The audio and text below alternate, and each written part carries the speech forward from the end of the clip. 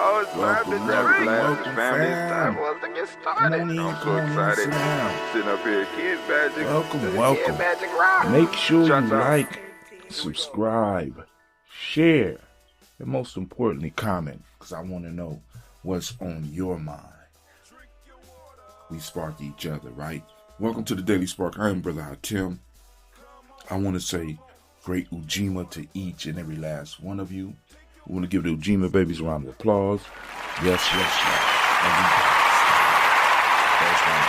Clapping up for the Ujima babies. We are on the day of Ujima. And it's again great Ujima to you. And we are in the week of Kuji Chakalia, which is, this is my week, right? Oh my God, yeah.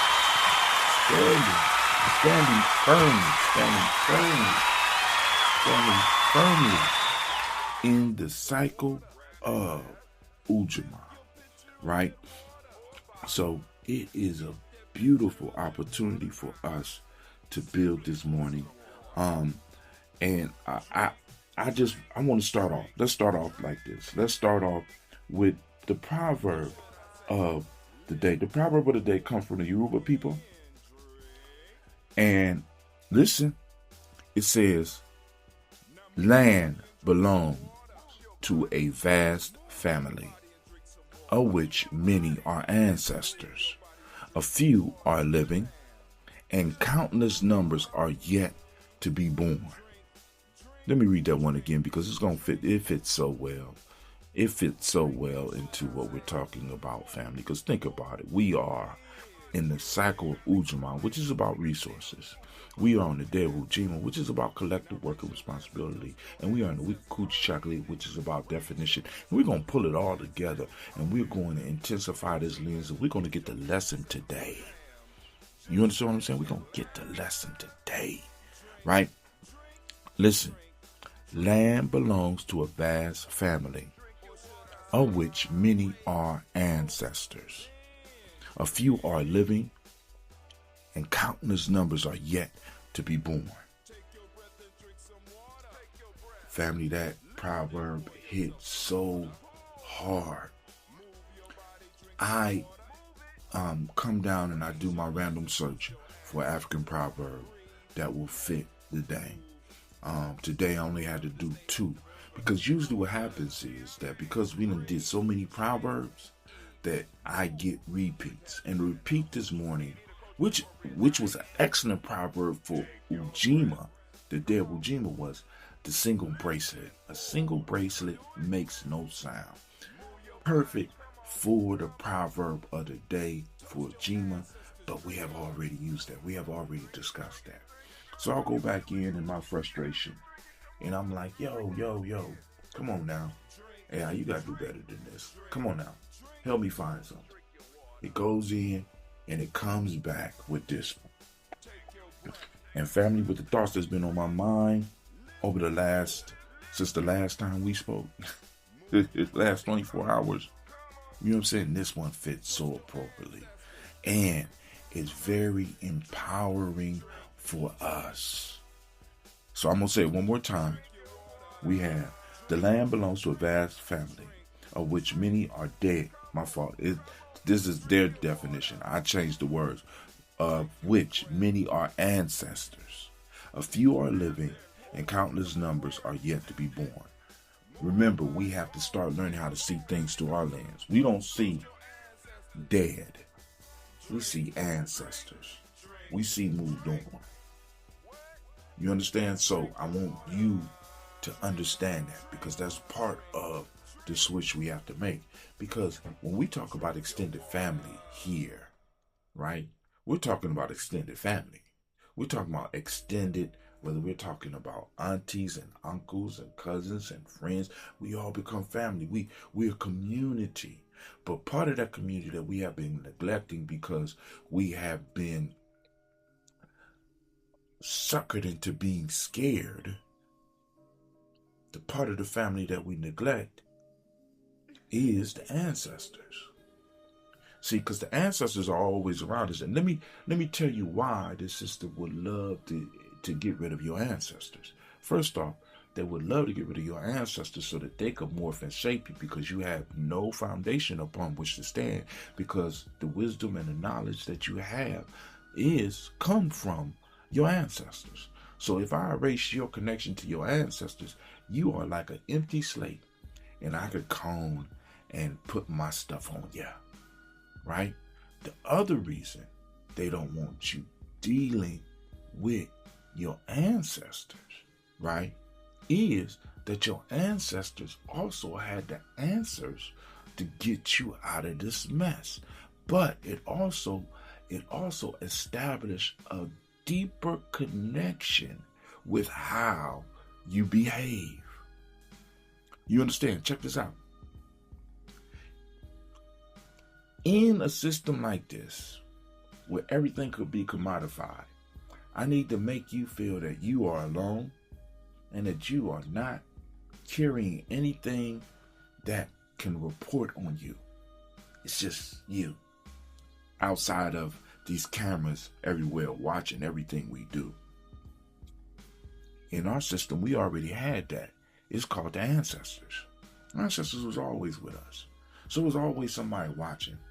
So if I truly believe in ancestors, right, and I believe in the power of my ancestors, and I understand how that shit works, and how my ancestors could reach out and give me a hug, as well as reach out and give me a slap, I'm gonna carry myself differently. So we got to understand, family, that we come from people with deep science. Which reminds me that you are now. I'm gonna let the explosion finish. Explosion's gone. Explosion always got to be so dramatic and so long. You are now listening. You are now listening to Giami Journey Media, right? Of course, this is Daily Spark. I want to remind you, what is it? It's it slipped my mind. As I get older, it slips my mind. Somebody out there know it. Y'all know what I'm trying to say, right? You are now listening to Giami Journey Media. I am your host, Brother Hatim. And of course, you know this is a Heart of a Simple production. Strive to blow up your old paradigm. But you are now standing in the congregation of Oh, that's what it is. That's what I was looking for right there. You are now standing in a congregation of the mighty, the home of the stubborn minority, the place of your calling. This is Giami Journey Media. I'm going to just do that part. We did the other part.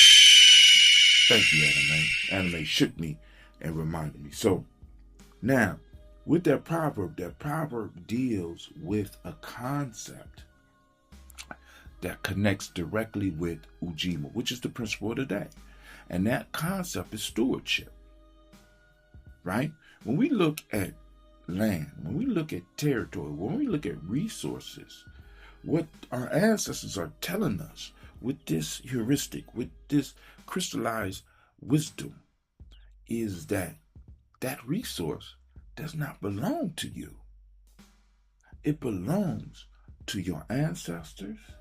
It belongs to you, and you are here to take care of it, but it belongs to the future generations. Now, I want you to look at how this proverb by itself is a lesson. I want you to look at how this proverb by itself tells you that the system, this capitalistic system that we're living in, is totally opposite of everything that we do. How you gonna commodify something that belongs to your ancestors and belong to your children? How would it change your perspective if you looked at, I'm the steward of this property, I'm the steward of this land, I'm the steward of this organization, I'm the steward of these books, I'm the steward of this knowledge, I'm the steward. You understand what I'm saying?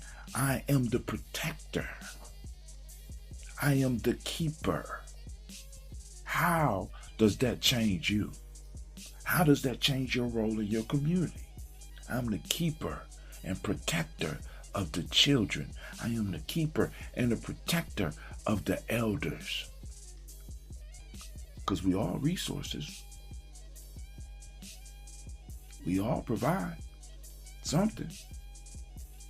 And we need stewardship over it. Land is just the example they used in this. All right, I'm going too deep. I jumped in with both feet. Now let's get to the ancestral algorithm, because I don't want to hold y'all too long today. The ancestral algorithm for today is: when we build together, the foundation is unbreakable. Let me say that again. Get your pens out. Give them a second. Give them a second, anime. Give them a second. Calm down. Calm down. Anime say, get your pens. Get your cameras. Get your cameras so that you click. Here it goes. When we build together, the foundation is unbreakable. When we build together, the foundation is unbreakable. When we build together, the foundation is unbreakable. Allow that to just roll around in your soul. Allow it to flow through your organism. Feel it in your heart and your lungs. See it with your eyes. Go out and search for it. All right, so before we go any farther, because I kind of think that proverb kind of set it off for the day, but I got some haikus for the day. Are you ready? Here are the haikus. And this will set the conversation for the day. Using my AI to randomly pick proverbs keeps my thoughts moving. That proverb popped up, and I told you already about that experience, so I won't go further into that. But there was a word that I was looking for, and I couldn't find the word.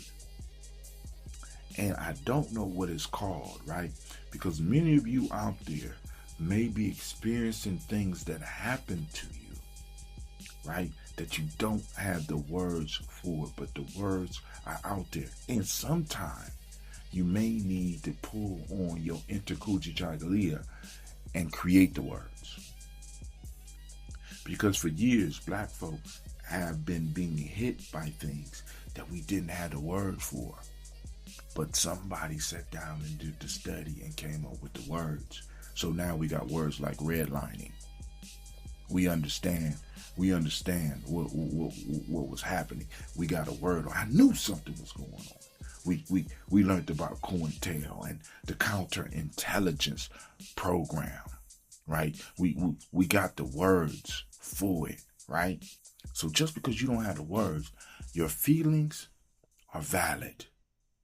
I ain't gonna say just run off on your feelings. Something may be amiss. You just might not have the words for them. And I know how frustrating that could be. That's what this next proverb is about. Sometimes I get stuck trying to use a word I know, but they will not come. Right? So the word I was looking for when I started writing was, I use AI as I still can't get the word, but it's not a soothsayer, but a soothsayer is very similar. A fortune teller is very similar, but in ancient times, they used to use this word to describe these individuals. Oracles. That's the word. Oracle. Thank you. Thank you. Thank you. Thank you. Thank you. And it is so frustrating when you have a word for something or something happens and you can't identify it. Because that shit has been happening to me my whole life. And I'm like, shit. As my vocabulary improves, I say, oh, that's what that is. As I build up on my knowledge base, oh, that's what that is. So keep studying. You're going to keep finding. You're going to find what you're looking for. Or somebody may have already found it. You just have to go and start moving around in the circles. You have to start doing some ujima, collective work and responsibility. Because with collective work come collective conversation, come collective knowledge. You understand what I'm saying? And collective responsibility, and then y'all have a conversation. People be like, "Oh, that happened to me too." You know what I'm saying? Like when I was young. Here's a quick story. I told it before. I used to have I guess it would be like a premonition. I would be doing something and I would all of a sudden be like, damn, I did this before. And I never knew what that shit was. And then the song Deja Vu came out. Deja Vu. Right? Some of y'all, I can't remember the lyrics, but the song Deja Vu came out and that word became popular, but that word was such a savior for me because I have experienced that and I didn't have a word for it, and having a word for it relieved some anxiety because when it happened to me, I wanted to be able to label it so I could remember it because it like I would be in a situation I've been like, shit, I've never done this before. Right? Anyway, check out the song Deja Vu if you young out there. All right. So, the next one, capitalism, was heavy on my mind yesterday. So here we go. Capitalism just happened to be a 5-syllable word, right? Capitalism is about pimping and hoes. When you play, you lose.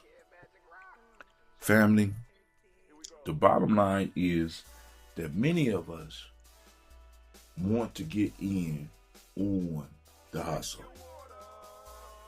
It's the bottom line. Many of us want to get in when this whole shit just need to be tore down and restructured.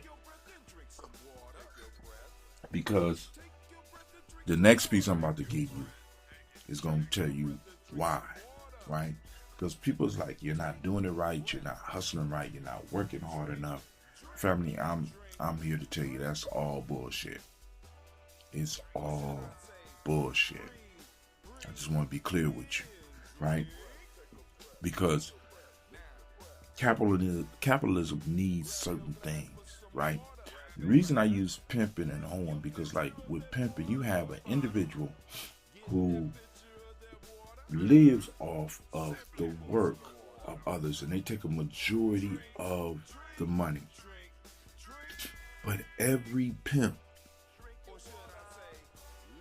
I ain't gonna say every pimp, I don't know that much about pimping, but there's a term that you hear a lot, and they say, excuse my language, even though y'all know I don't mind cussing, the term is bottom bitch. If I offend you, it is what it is. But a bottom bitch is that ride or die. She operates as the foundation upon which the pimp can rely. When the pimp is locked up, the bottom bitch is making sure that everything is still running. So when he get out, right, they didn't miss a step. She take full responsibility. She becomes the pimp when the pimp is unavailable to do the pimping, right? And she's still getting pennies. Many of you want to be the bottom bitch in capitalism. Y'all need to stop bottom bitching. You understand what I'm saying? A bottom bitch is still a bitch, right? You're still being used, right? You might get just a few more crumbs than everybody else, but you still bottom bitching, right? We just need to get rid of the pimp. We need to get rid of the whole system. It's wrong. It doesn't work and it's not healthy for us. It puts us in a fucked up mind state where we honestly think we own the land. We honestly think we own, rather than us taking care of it. It makes us crazy. It makes us feel that nature is expendable. It makes us feel that people are expendable and are widgets and can just be used and thrown away. Our elders are not useful because they're not productive in the way that this society decides is productive. And unless an artist is a famous artist, he's just foolish. And he's, I had an argument. It wasn't even an argument, a disagreement, because one of my uncles was a musician. And people was like, oh, he was a brilliant musician, man, when he was young. He lived across the street. He grew up in Daytona. He lived across the street from Bethune-Cookman. And when he was in high school, he played for, I think it was Bethune-Cookman band. Right? And he could pick up an instrument, according to the stories, pick up an instrument and be able to do it. And um, he was a. I knew him when I came up. I used to see him carrying a trumpet case. That's why I always had trumpets around me, right? You come in my house, I would have a trumpet around me. You know what I'm saying? I pass the trumpet around. Right now, I wanted to get his trumpet when I got old enough, but my Uncle Buki died before I could talk to him about it because Buki had it. But he had a sterling silver, and those you in Giame, you know the relationship between us and sterling silver, right? Us and silver, right? But anyway, he had a sterling silver trumpet, and and I would hear people talk about my uncle and talk about how brilliant of a musician he was, how he could pick up and do an instrument, but then they would call him lazy. Say, whoa, wait. Well, he didn't want to get a job. I said, his job was, if you want to talk about a job, his job was being a musician.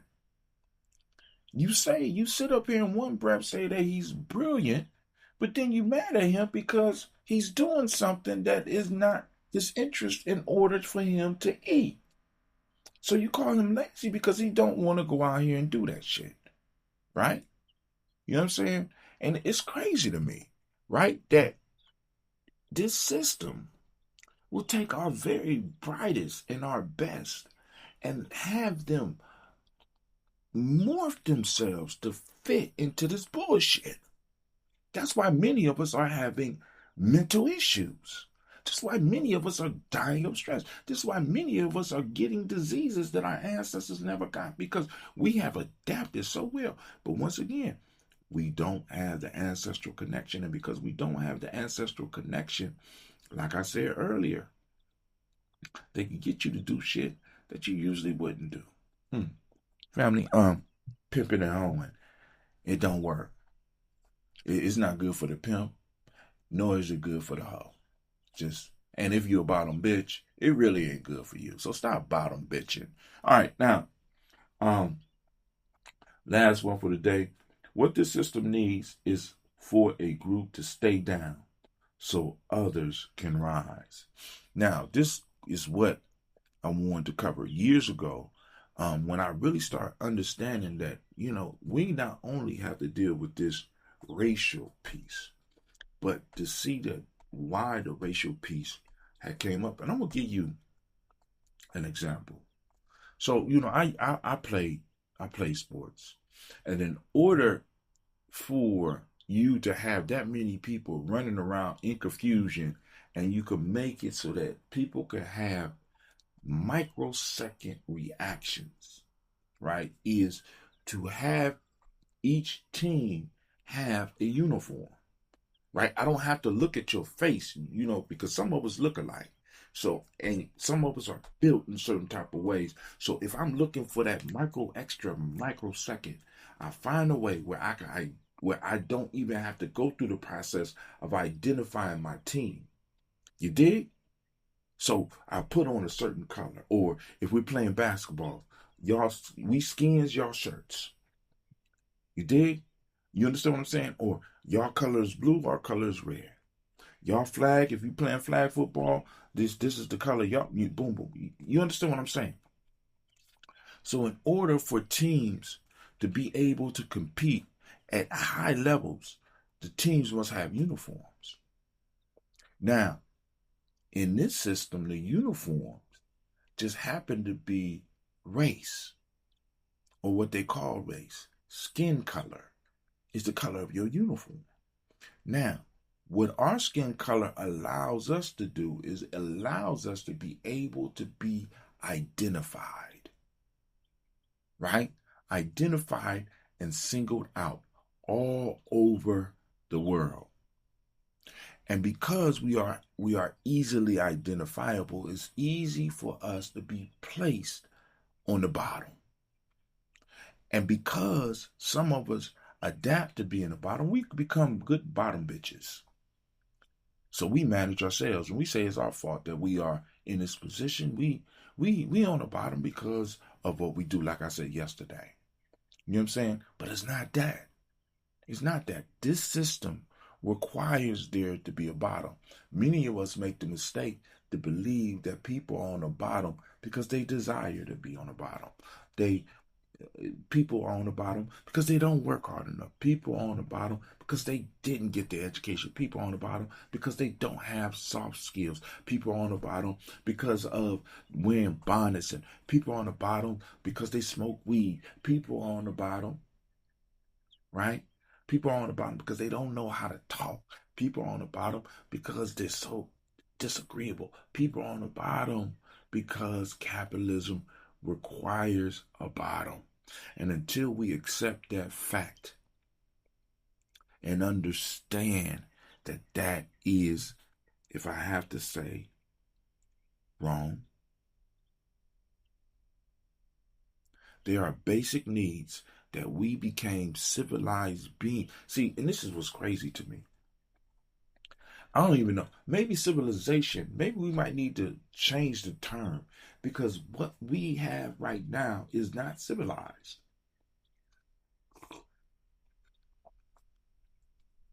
What we have right now is not civilized. Even in ancient societies, you had, let's say when we was tribal, roaming the plains or whatever we was doing. If you was in my thing, I'm making sure you eat unless you was exiled, gone somewhere, right? But everybody ate. Everybody had a place to rest. And we have the technology to make sure that everybody has the basics. But for some reason, we believe that by helping others, I rob myself. By operating collectively, I rob myself. Family, stop falling for the mind state that they want to put on you. Right? So, I think we could end it there. So for those who might just want, let me read the proverb of the day. Land belongs to a vast family, of which many are ancestors, a few are living, and countless numbers are yet to be born. The ancestral algorithm for the day that guided us was, when we build together, the foundation is unbreakable. For those of you new to what we're doing here, just take some time and look for the principle Ujima out there. For those that are uninitiated, it's collective work and responsibility. How is Ujima operating in your environment? Does Ujima operate in your environment? Do you practice Ujima? Does your family practice Ujima? Is Ujima active on your job? Because you find what you are searching for. You know what I'm saying? Those of you that are a little bit more advanced, I already told you, we had that conversation. Your job is to not only find Ujima, but then to focus on how Ujima can make Kujichagulia a little bit more powerful. How does Ujima work within the confines of Kujichagulia? And then we just move up the ladder like that, family. This is Brother Hatim. I want to thank you for taking the time to listen. Make sure you like, share, subscribe. Most importantly, comment. I thank each and every last one of you that take your time to go and listen to this old man. And that, you know what? I am out.